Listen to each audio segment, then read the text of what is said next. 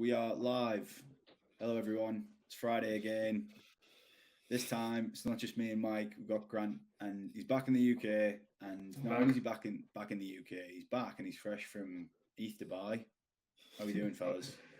I wouldn't say fresh. I'm jet lagged to bits. First time home in like what, 2 years? Yeah, I've done everything you'd expect me to do. Go and get a traditional Parmo. traditional Parmo. Have a bacon sandwich. Have a cup of tea. But yeah, no, it's nice to be not kind of sweating at all times. But yeah, it's freezing instead. Yeah, just one extreme to the other. Even in Dubai, it was like completely roasting all the time. So it was. I don't even have a coat, so I'm not built for it in the UK. I'll be heading back out. Heading back out to Asia as soon as my passport lands, because it's getting renewed at the minute. I'll be back on the plane to Asia. You haven't bought a coat home with you? Well, I thought I could just kind of pick one up outside of like in the airport or go into town and get one, but then I was like, weighing up, left in town. Yeah, weighing up the cost. I was like, do I really need to spend like 500 quid on a coat for like 2 weeks that I'm going to be home? So I'm just going to be cold instead. You will be next week. That makes sense. Day session in Newcastle, impossible to be cold as well. It's like just the booze warms you up. Yeah, exactly. I'll just get that plastered that I can't feel my fingers and toes. But yeah, last week when we did the first one of these, me and Mike just rabbited on for 15, 20 minutes or so. It seemed to be a decent bit of value that come out of it, especially when we kind of had a brief chat about the parachain jobs, and Mike's line about anyone sitting in Web 2 and tech is on a potential gold mine. People seem to respond nicely to that one. But the obvious place to start is ETH Dubai.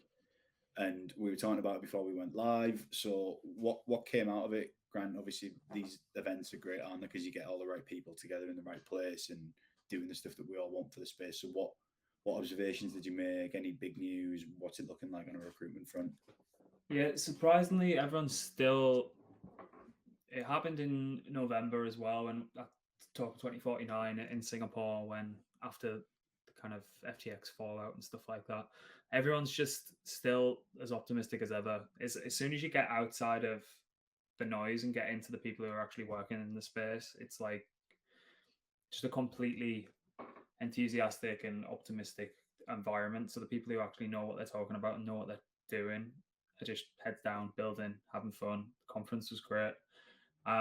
One thing I would say is, as I say, because we are remote first, it seems like Dubai is really getting its kind of glow up with regards to business development, not just in crypto, but from other sectors as well. But the conference seemed to be less about what was getting built and more about how Dubai could be a place for crypto and kind of Web3 innovation, how it's opening its doors on a regulatory level for ease of use, low barrier to entry, people who want to move there, or even just spend a couple of months a year there, but incorporate over there. And just like CZ, like the founder of Binance, I think they're setting up shop there. He's there.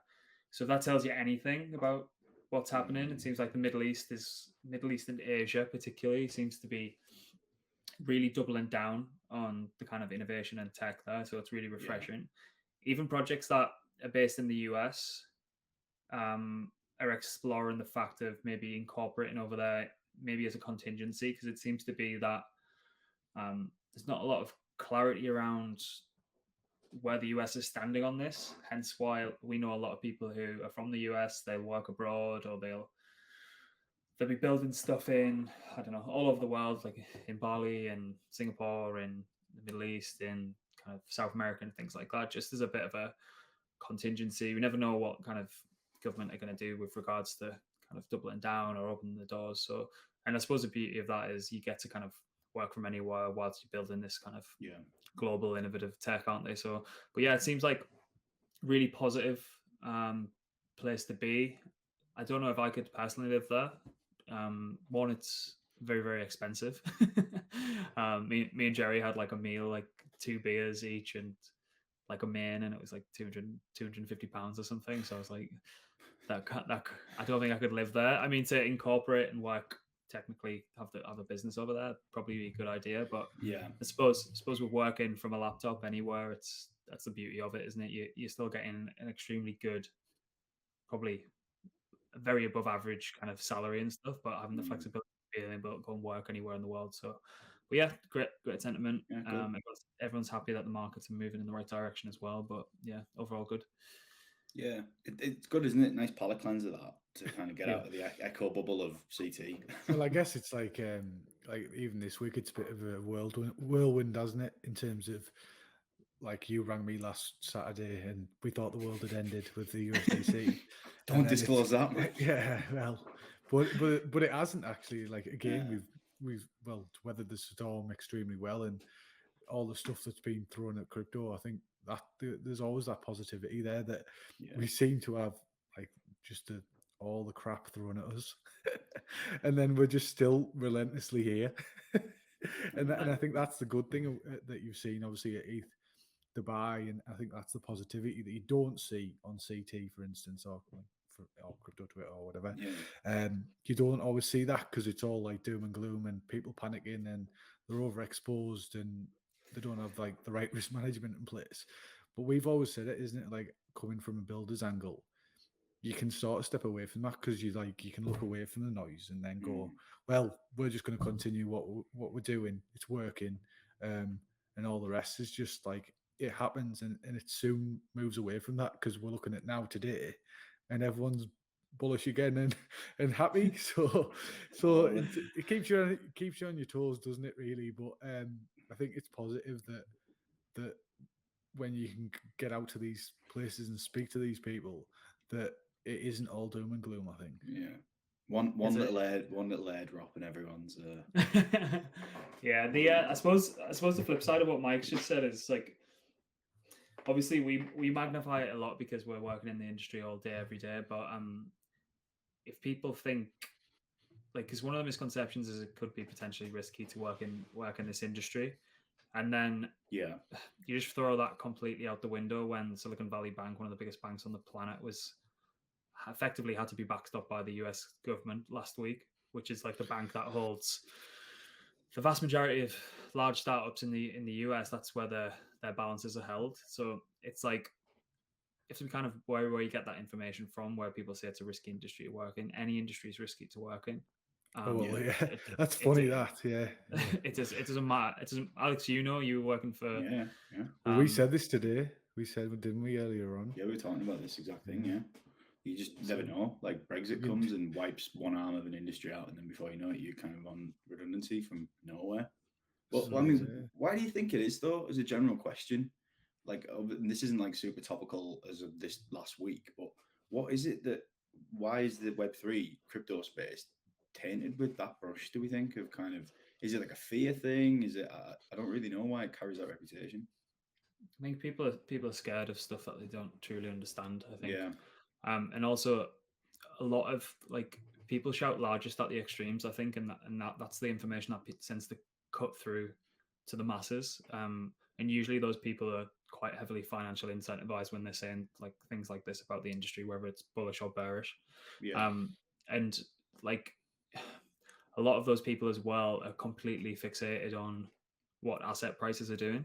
And as soon as you kind of step away from speculative and future price prediction, and obviously the industry is very heavily tied to that, as any emerging industry is. If you just go and look at some of the AI valuations that are coming through, they make the crypto valuations look stupid because it's the hot topic of the time. But it's basically stuff that it's a technology that not a lot of people can understand, so it's very, very easy to kind of shoo the idea away. But what we've heard time and time again, experienced firsthand, and the 5,000 people sat in our Discord know firsthand, is as soon as you go down the rabbit hole and the first thing clicks, there's no going back. You realize what the actual technology is. And I also think, as a bit of a sidestep, I also think the message is kind of delivered in a wrong way, like very kind of philosophical about it in the early days when you kind of realize what Bitcoin is and what the whole Satoshi's vision was and stuff like that. And it's very easy to kind of philosophically tie that to an open kind of financial system that's completely anti-establishment, anti-bank and things like that. But I think that's all well and good, and there's definitely that angle, and there's like my allegiances definitely lies to a certain point with that. But I think where we're at now it needs to be more framed as a kind of technology revolution as opposed to this anti-establishment revolution. And I don't think we've, as an industry, marketed that way. And maybe the pivot from crypto to Web3 kind of branding and stuff like that was an attempt at that, but that needs to be dispelled over the long term, I think. Yeah, I think it's like generational as well. Like again, it's like exactly what you're saying there. Granted, like what you don't know, and it scares people. Like change and like revolutionary change with like technology can be very scary. Like obviously there's the analogy with the internet and like how, and there was people at the time that thought that was a load of rubbish and it was never going to take on. And like you look at it now and it's one of the sort of like what you call it, like we drink water and we eat food, and it's like a necessity in your life, isn't it? Like internet access is like one of the basic necessities. It's like, and it's all almost like, again, people say that we're probably at the start of that, and I think what you'll see over time is the younger generations will take to this more than what the older generations will do, and that'll pass. And then I think that'll be like, they'll help to adoption. But I also think it's the way that the knowledge is disseminated in terms of, and like we've seen it this week, haven't we? Al, like we went to a conference and it was all right, but like the experts that, or should we say experts, we were sat in the room and I was just dumbfounded by it a bit, really. And I just think it's how that educational side is delivered to people that have no knowledge of it, and maybe there's not enough of that really in terms of even CT, really. Like no one knows we exist apart from us. And like when you step outside that, how many like poster boys? I know we had obviously SPF, but that's another story. But then, is it a case that, is it a marketing angle where we need more outside facing people to like deliver the message and the understanding and like technology to people that we don't tend to do at the moment, really?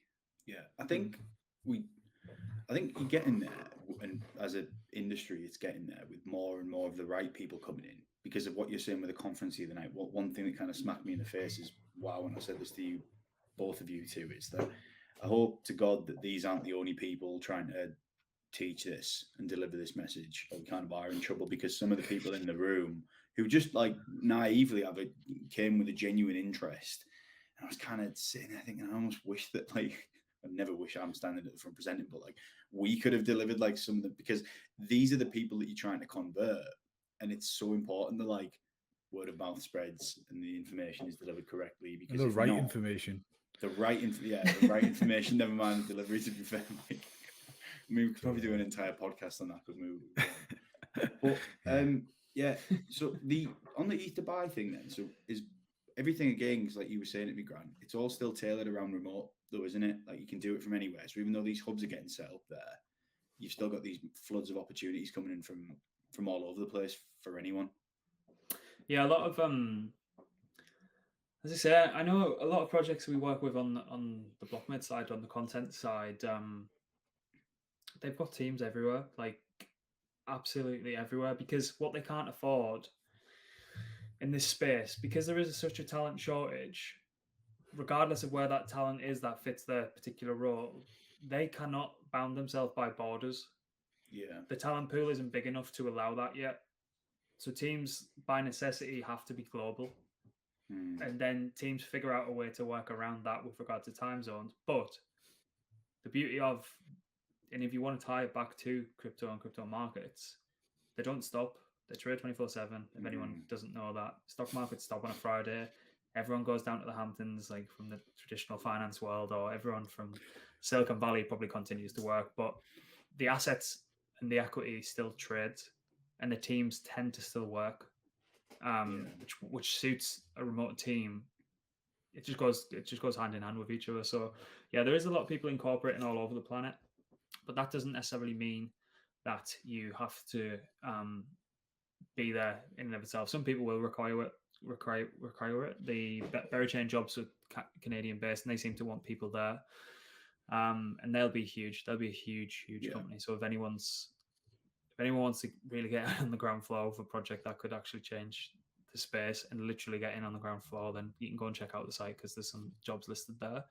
But yeah, it's I think, as Mike was saying earlier, because the space is probably going to be adopted by the younger generations, or people who are a little bit more tech curious, it just lends itself well to a more globalized planet and kind of working environment, because it's naturally where the world's going to go. It's impossible. You can't be if we're best. If, let's say we're a UK company, there's no way on earth if we found like an A-star dev that could do absolutely everything, fit the bill, but he was based in Indonesia.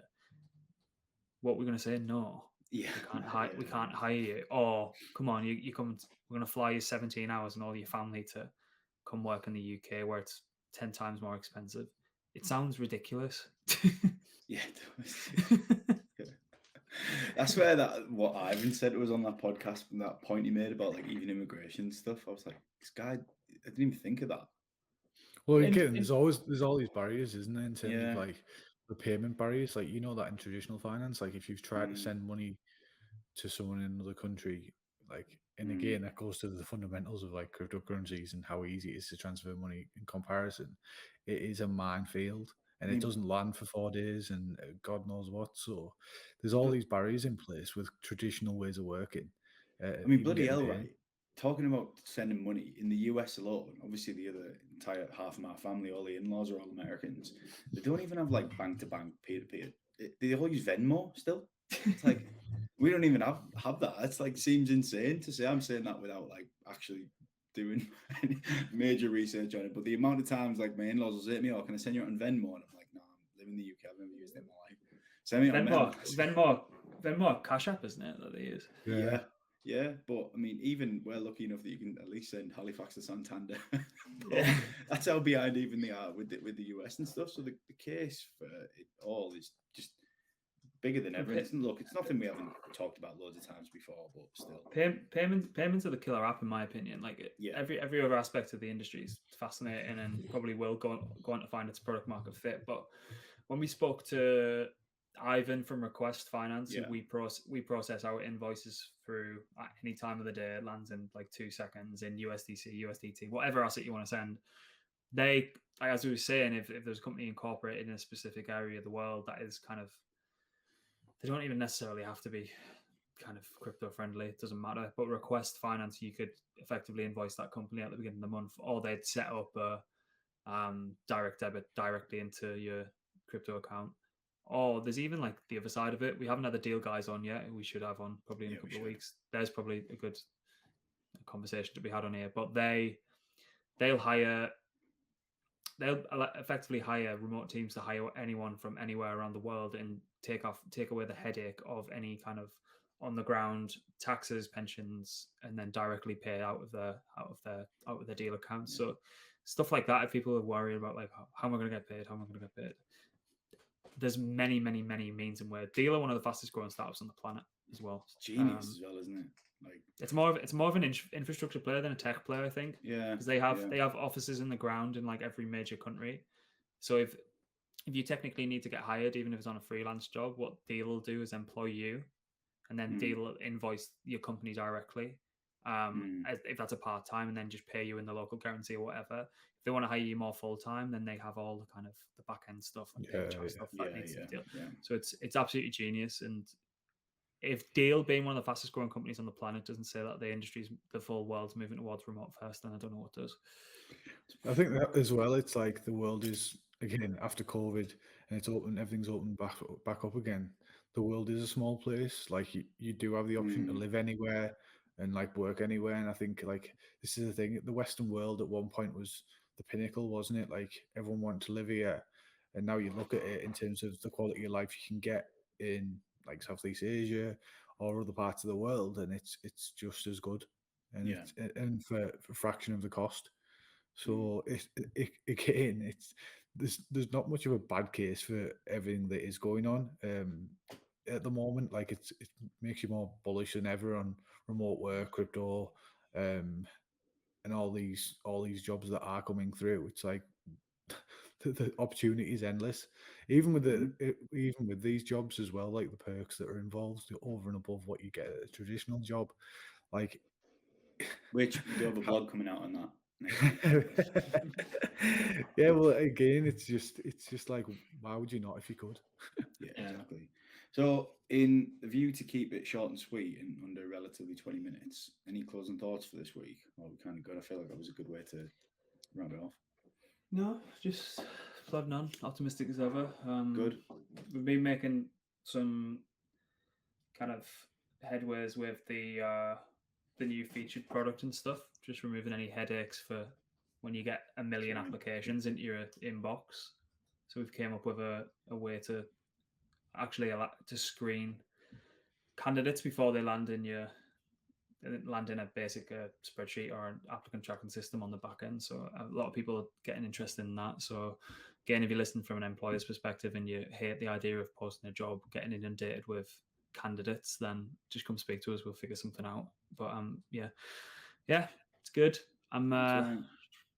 gonna go to Newcastle tomorrow. Got very, very drunk and probably still be Nice. hungover next time we chat on Monday. So I mean, I'm up tonight and tomorrow. So I've got a quiet one. remember to enjoy weekends, everyone. And on that note, see you next week. All right, Cheers now. take it easy.